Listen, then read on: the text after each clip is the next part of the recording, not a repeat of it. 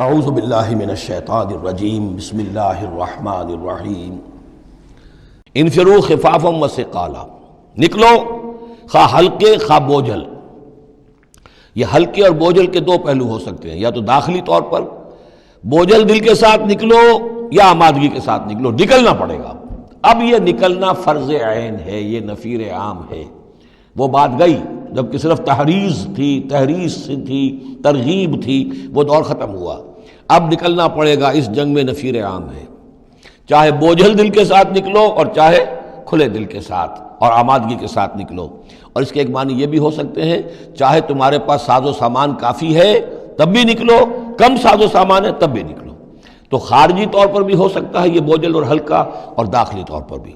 وَجَاهِدُوا بِأَمْوَالِكُمْ وَأَنفُسِكُمْ فِي سَبِيلِ اللَّهِ، اور جہاد کرو اللہ کی راہ میں اپنے اموال سے اور اپنی جانوں سے۔ ذَلِكُمْ خَيْرٌ لَكُمْ إِن كُنتُمْ تَعْلَمُونَ، یہی تمہارے لیے بہتر ہے اگر تم علم رکھتے ہو۔ لَوْ كَانَ عَرَضًا قَرِيبًا، اگر انہیں توقع ہوتی کہ مال قریب ہی ہے، قریب ہی ہمیں مال مل جائے گا، غنیمت مل جائے گی، وَسَفَرًا قَاصِدًا، اور اس کے لیے سفر بھی جو ہے وہ چھوٹا ہے، بڑا نہیں ہے، لَاتَّبَعُوكَ، تو یہ سب اے نبی آپ کی پیروی کرتے، آپ کے ساتھ چلتے۔ وَلَٰكِن بَعُدَتْ عَلَيْهِمُ الشُّقَّةُ، لیکن ان کو تو بڑی بھاری پڑ رہی ہے، بڑی دور کی مسافت نظر آ رہی ہے، اتنا دور۔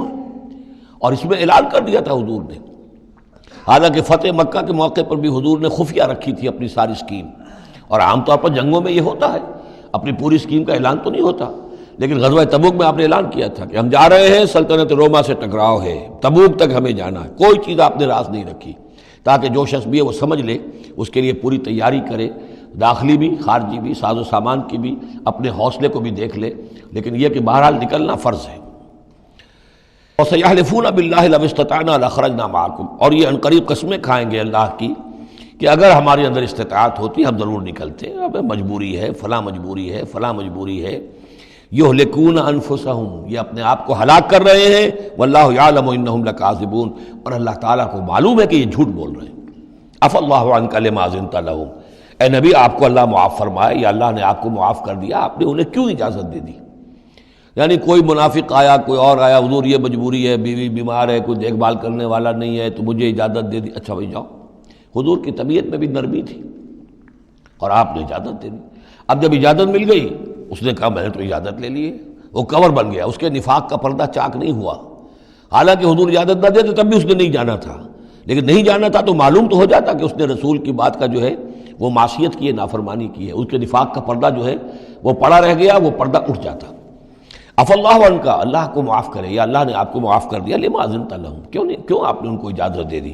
حتی یتبین لک الذین صدقوا وتعلم الکاذبین، یہاں تک کہ آپ کے لیے واضح ہو جاتا کون صادق الایمان ہے، کون سچے مسلمان ہیں، اور آپ جان لیتے کون جھوٹے ہیں۔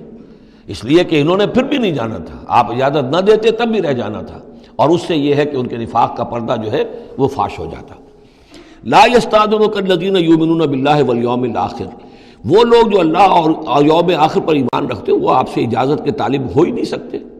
ان یجاہدوا باموالہم وانفسہم، کیا وہ اس سے اجازت مانگیں گے کہ انہیں معاف کر دیا جائے اللہ کی راہ میں جہاد نہ کرنے سے جانوں اور مال کے ساتھ؟ ایمان کا تو لازمی تقاضا ہے۔ پھر وہی وہ جو ڈیفینیشن میں نے آپ کو بتائی ہے سورہ حجرات میں، انما المؤمنون الذین آمنوا باللہ ورسولہ ثم لم یرتابوا وجاہدوا باموالہم وانفسہم فی سبیل اللہ، وہ تو اس کا جزو لازم ہے، شرط لا ینفک ہے۔ لہذا جو لوگ اللہ پر اور یوم آخر پر ایمان رکھتے ہیں وہ آپ سے ایگزمپشن نہیں مانگ سکتے جہاد فی سبیل اللہ سے۔ واللہ علیم بالمتقین، اور اللہ تعالیٰ جو ہے اپنے متقی بندوں سے خوب واقف ہے۔ انما یستأذنک الذین لا یؤمنون باللہ والیوم الآخر، اصل میں جو اجازت مانگ رہے ہیں آپ سے، ایگزمپشن مانگ رہے ہیں، رخصت مانگ رہے ہیں، یہ وہ لوگ ہیں جو حقیقتاً اللہ پر اور یوم آخر پر ایمان نہیں رکھتے۔ وارتابت قلوبہم، اور ان کے دل جو ہے شکوک میں پڑ گئے ہیں۔ سورہ حجرات کی اس آیت میں کیا ہے؟ انما المؤمنون الذین آمنوا باللہ ورسولہ ثم لم یرتابوا، پھر شک میں نہ پڑے۔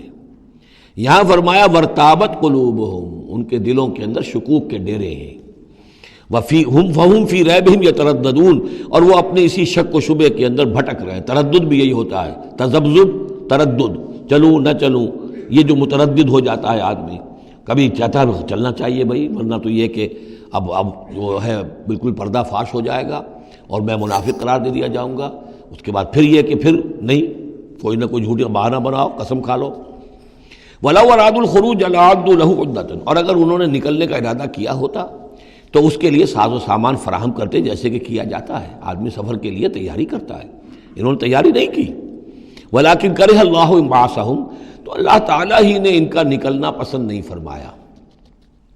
فَثَبَّتَهُمْ، اور ان کو بوجھل کر دیا، ان کو روک دیا۔ وَقِيلَ اقْعُدُوا مَعَ الْقَاعِدِينَ، اور ان سے کہہ دیا گیا رہو، بیٹھ رہنے والوں کے ساتھ تم بھی بیٹھ رہو۔ اس کی حکمت آگے آئے گی۔ لو خرجوا فیکم، اگر یہ نکلتے آپ کے ساتھ، اے مسلمانوں تمہارے ساتھ، ما زادوکم الا خبالا، تو نہ اضافہ کرتے تمہارے لیے مگر خرابی کا۔ دلوں میں روگ تھا، وہاں جا کے فتنے اٹھاتے، آپس میں لڑاتے، کوئی اور کچھ کرتے، لہذا ان کا بیٹھ رہنا بھی حکمت پر مبنی ہے، اللہ تعالیٰ کی طرف سے، گویا کہ اس میں بھی ایک خیر ہے، گویا کہ بندہ مومن کے لیے تو خیر ہی خیر ہے، ادھر بھی خیر ادھر بھی خیر، لیکن منافق کے لیے شر ہی شر ہے، ادھر بھی شر ادھر بھی شر۔ لو خرجوا فیکم، اگر یہ نکلتے تمہارے ساتھ، ما زادوکم الا خبالا، تو یہ نہ اضافہ کرتے تمہارے لیے مگر برائی کا، خرابی کا۔ ولا اوضعوا خلالکم، اور یہ گھوڑے دوڑاتے تمہارے مابین، یبغونکم الفتنہ، تمہارے لیے فتنے پیدا کرنے کے لیے۔